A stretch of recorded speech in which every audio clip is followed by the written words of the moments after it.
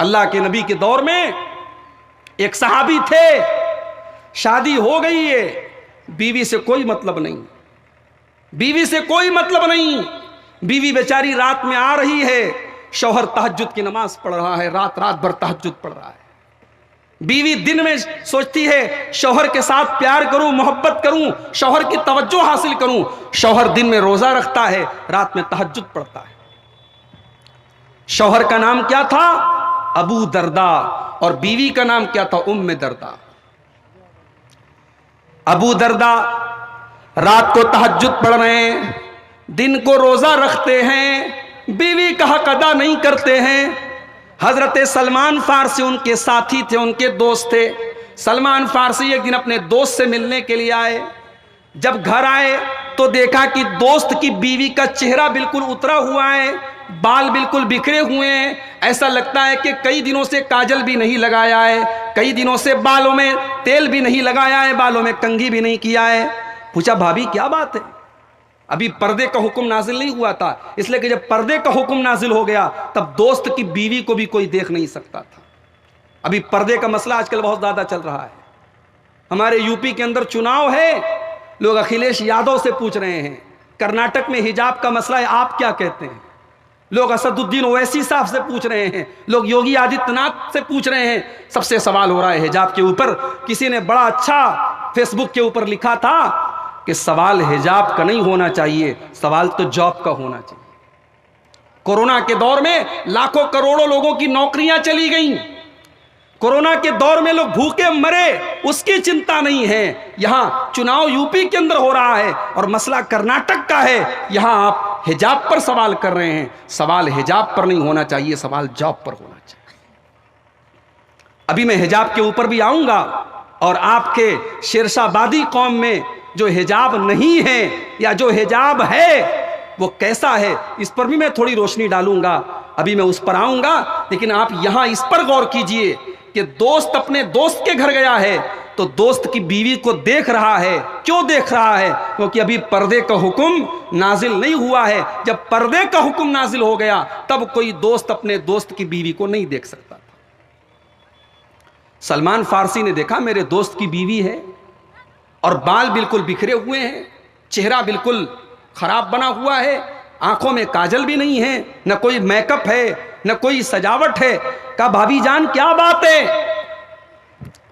शादीशुदा औरत अगर मेकअप ना करे, अपने शौहर के लिए सजे और सवरे ना, तो समझ लो कि वो अपने शौहर से मोहब्बत नहीं करती।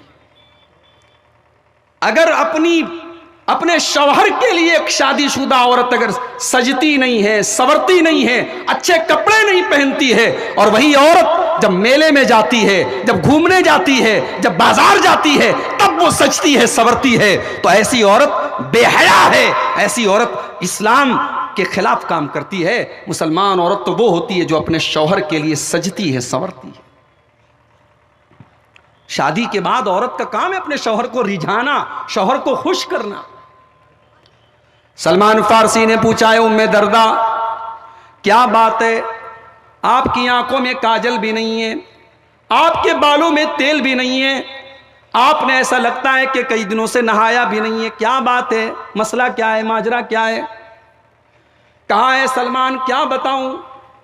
मैं शादीशुदा औरत हूं, मैं मेकअप करूं तो किसके लिए करूं, मैं काजल लगाऊं तो किसके लिए लगाऊं, मैं बालों में तेल किसके लिए लगाऊं? मेरे शौहर को तो मुझसे कोई मतलब ही नहीं है। रात में तहज्जुद पढ़ते हैं, दिन में रोजा रखते हैं, उनको तो अपनी बीवी से कोई मतलब ही नहीं है। का अच्छा ऐसा है? आने दो, मैं बताता हूं उसको। सलमान फारसी बैठे हुए हैं। थोड़ी देर के बाद हजरत अबू दरदा आए, देखा अरे मेरा दोस्त आया है, जल्दी से दस्तरखान लगाया, खाना लगाया। कहा दोस्त जल्दी से खाना खा लो। कहा नहीं मैं नहीं खाऊंगा। कहा क्यों? कहा आपको भी खाना पड़ेगा। कहा अरे भाई मैं रोजा हूं, रमजान का रोजा नहीं, नफली रोजा। आप जानते हैं नफली रोजा का मतलब समझते हैं ना? रमजान के अलावा भी कुछ रोजा रखा जाता है सवाब की नीयत से, ये अलग बात है। बहुत से लोग तो बेचारे रमजान का भी नहीं रखते हैं, वो तो फर्ज है। तो हजरत अबू दरदा ने कहा मैं रोजा रखे हुए हूं, मैं रोजा हूं, आप खाइए। सलमान फारसी बोले नहीं, मैं नहीं खाऊंगा, जब तक आप नहीं खाएंगे मैं नहीं खाऊंगा, आपको भी खाना पड़ेगा। कहा मैं तो रोजा हूं, का रोजा तोड़ दीजिए, कोई रमजान का रोजा तो नहीं है, कोई जरूरी तो नहीं, आप रोजा तोड़ दीजिए। हजरत सलमान फारसी ने जानबूझ करके रोजा तोड़वाया और दोनों दोस्तों ने बैठ करके खाना खाया। जब खाना खा चुके उसके थोड़ी देर के बाद मगरिब की नमाज हो गई, इशा की नमाज हो गई। इशा की नमाज के बाद हजरत अबू दरदा अंसारी खड़े होकर के तहज्जुद की नमाज पढ़ने लगे। सलमान फारसी ने कहा रुक जाओ, अभी तहज्जुद का टाइम नहीं हुआ है, अभी रुक जाओ।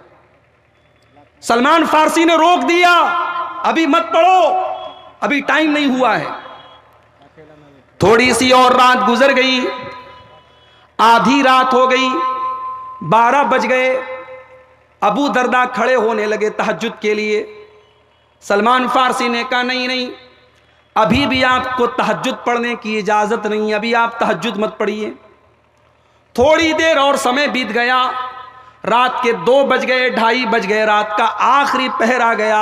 अब फजर की नमाज में 1-2 घंटे का टाइम बाकी है।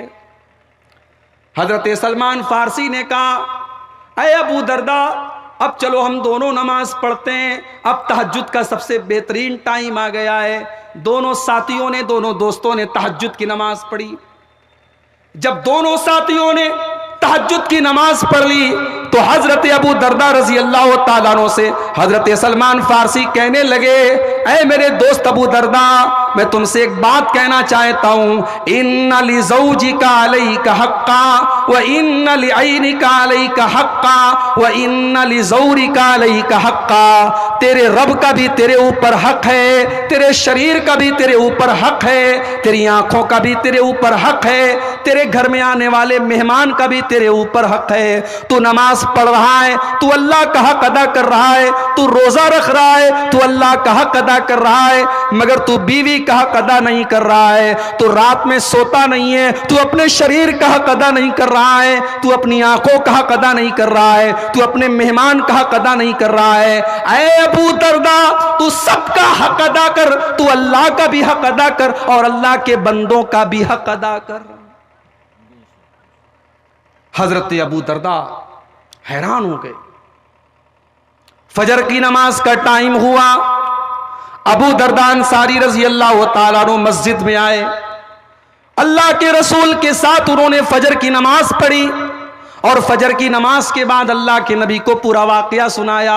अल्लाह के नबी ने फरमाया ऐ अबू दरदा, सदक सलमान, सलमान फारसी ने बिल्कुल सही कहा है, बिल्कुल सच कहा है। शरीयत इसी का नाम है, तुम अल्लाह का भी हक अदा करो और अल्लाह के बंदों का भी हक अदा करो। मेरे प्यारे भाइयों, ये हमारी शरीयत का कमाल है, ये हमारे दीन का कमाल है। हमारी शरीयत सिर्फ नमाज पढ़ने का हुक्म नहीं देती है, हमारी शरीयत तो कारोबार करने का भी हुक्म देती है। हमारी शरीयत तो अपने बच्चों के लिए मेहनत करने का हुक्म भी देती है। हमारी शरीयत तो अपने बाल बच्चों के लिए अपना खून पसीना बहाने का भी हुक्म देती है। अगर जायज नीयत के साथ, अगर अल्लाह को राजी करने की नीयत के साथ आप नौकरी करते हैं, आप मेहनत करते हैं, आप दुकान चलाते हैं, आप मजदूरी करते हैं, इंशाअल्लाह उस मजदूरी पर भी आपको सवाब मिलेगा, उस मेहनत पर भी आपको सवाब मिलेगा। तो मैं बताना क्या चाहता हूं मैं कि सुकून आपको इस्लाम के अंदर मिलेगा, सुकून आपको शरीयत के अंदर मिलेगा। मेरे भाइयों, बहुत सारे लोग ये समझते हैं हराम खा करके हम चैन से रहेंगे, हराम के पैसे से हम बिल्डिंग बना लेंगे, मकान बना लेंगे, हमारा मकान पूरे गांव में सबसे अच्छा हो जाएगा। मेरे प्यारे भाइयों, तुम मकान तो बना लोगे, तुम अच्छा खाना तो खा लोगे, तुम्हारी औरतें अच्छा कपड़ा तो पहन लेंगी, मगर अल्लाह की कसम तुम्हारे घर में सुकून नहीं आएगा, तुम्हारे घर में सुकून नहीं आएगा। अभी मैं उत्तर प्रदेश में एक शहर है मऊ, नाम सुना है आप लोगों ने मऊ का? आपके इलाके में बहुत सारे लोगों ने मऊ में पढ़ा भी होगा, तालीम भी हासिल की होगी। मऊ में मैं गया, अभी एक प्रोग्राम था मेरा, वहां एक आदमी ने मुझे बड़े पॉइंट की बात बताई। उसने कहा मौलाना मैं तजुर्बे की बात बता रहा हूं, मैं एक्सपीरियंस की बात बता रहा हूं, मैं अनुभव की बात बता रहा हूं। हमारे मऊ के अंदर बहुत सारे सरकारी मदरसे हैं और सरकारी मदरसे में पढ़ाने वाले बहुत सारे टीचर ऐसे हैं जिनकी सैलरी 50,000, 60,000, 70,000 रुपये है, मगर वो मदरसे में कभी तैयारी करके नहीं आते हैं, वो मेहनत करके नहीं पढ़ाते हैं, वो बच्चों का हक मारते हैं, वो काम चोरी करते हैं, वो अपना हक सही तरीके से अदा नहीं करते हैं। सैलरी पा रहे हैं, उनको सरकार तनख्वाह दे रही है, मगर वो अपना हक अदा नहीं कर रहे हैं। वो आदमी मुझसे कहने लगा मौलाना मैं अपना तजुर्बा आपको बता रहा हूं, कैसे काम चोर मौलवियों के लड़के और लड़कियां आम तौर से बिगड़ जाते हैं। उसने कहा मैं तजुर्बा बता रहा हूं आपको, चलिए मैं दिखा दूं आपको कि ऐसे मौलवियों और ऐसे मास्टरों के बच्चे और बच्चियां आज बिगड़ रहे हैं, गलत रास्ते पर जा रहे हैं। इंसान गुनाह करता है, इंसान बुराई करता है, मेरे भाइयों उसका अंजाम उसके बच्चों को भुगतना पड़ता है, उसकी बीवी को भुगतना पड़ता है। यह मत समझो हम गुनाह कर लेंगे बच जाएंगे। गुनाह करने का अंजाम हमें आखिरत में जो मिलेगा मिलेगा, दुनिया में भी हमें और आपको भुगतना पड़ेगा। बच्चों की बड़ी चिंता है ना हमें। भाई बच्चों के लिए आदमी क्या क्या करता है। कितने लोग तो बेचारे LIC ले लेते हैं बच्चों के लिए। 20 साल के बाद हमारी लड़की की शादी होगी, जहेज देना पड़ेगा, चलो हम LIC की पॉलिसी ले लेते हैं, 20 साल के बाद हमको 50 लाख रुपया मिल जाएगा, हम लड़की की शादी धूमधाम से कर देंगे। बड़ी चिंता है तुम्हें अपने बच्चों की।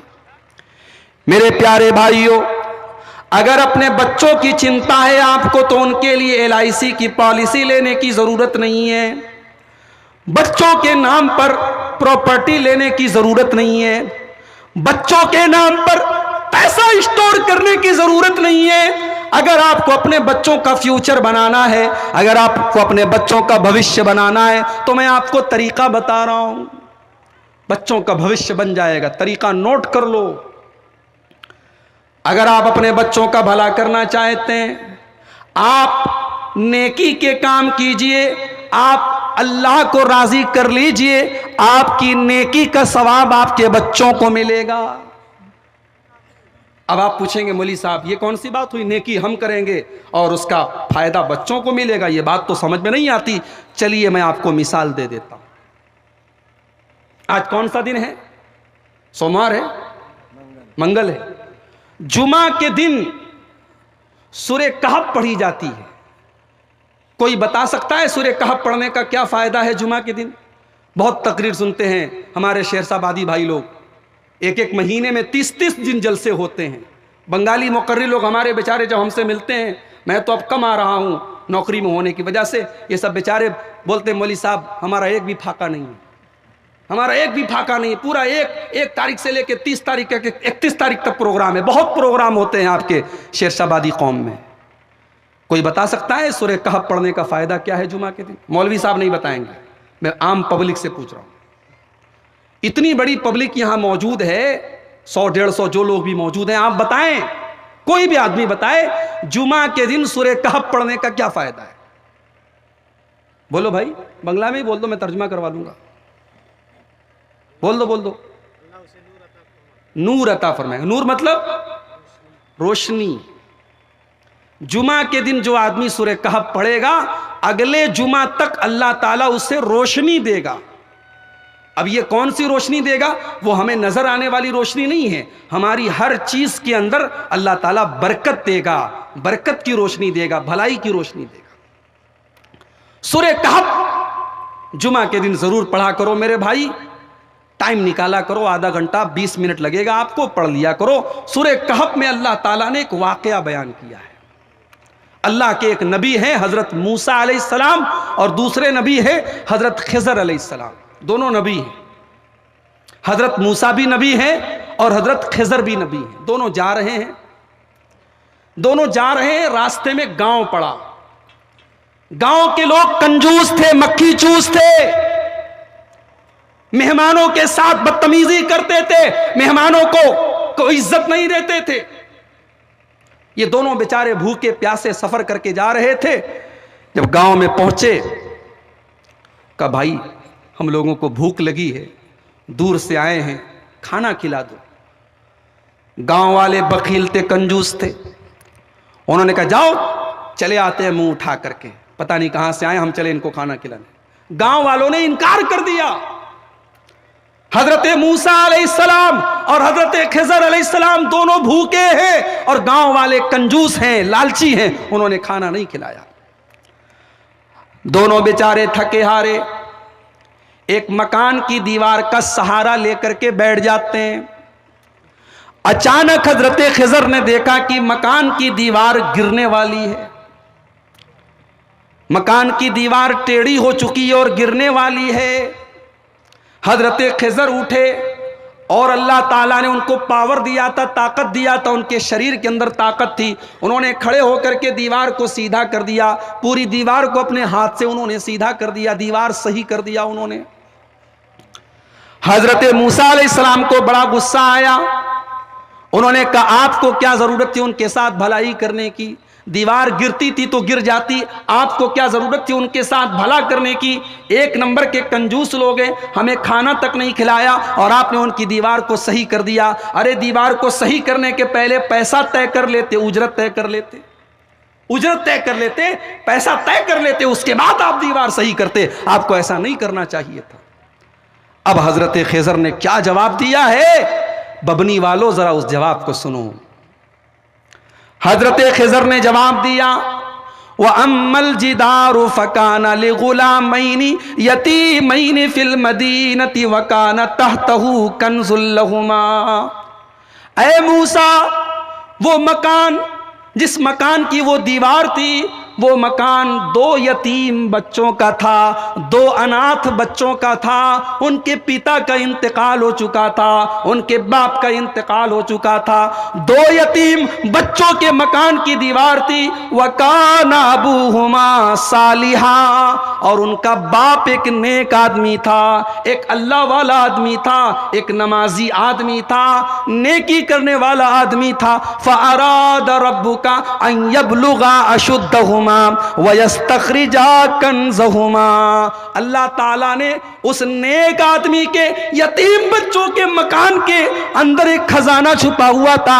अल्लाह ताला ने मुझको हुक्म दिया, ऐ खिज़र जाओ उनकी दीवार को गिरने मत दो, क्योंकि दीवार गिर जाएगी तो दीवार के नीचे जो खजाना छुपा हुआ है, जो उनके बाप ने अपने बच्चों के लिए खजाना छुपा करके रखा है, वो खजाना गांव वाले लूट लेंगे। गांव वाले लालची हैं, बखील हैं, कंजूस हैं, गांव वाले ले लेंगे।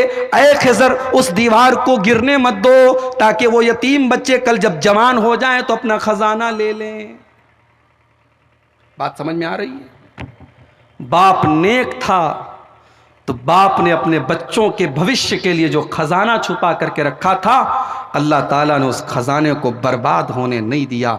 मेरे भाइयों, अगर हम अपने बच्चों का भला करना चाहते हैं तो अपने आप को हम नेक बनाएं, हम नेक बन जाएं, हम नमाजी बन जाएं, हम ईमानदार बन जाएं, हम सच्चे बन जाएं। इंशाअल्लाह हमारे बच्चों की भी हिफाजत होगी और हमारे बच्चों को अल्लाह ताला हर तरीके के नुकसान से बचाए।